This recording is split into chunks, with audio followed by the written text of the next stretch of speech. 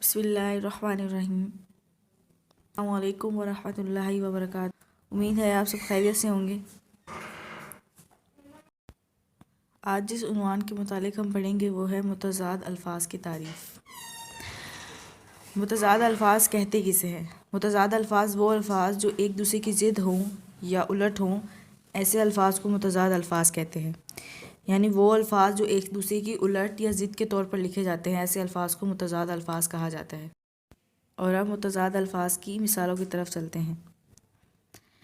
مثال کے طور پر آگ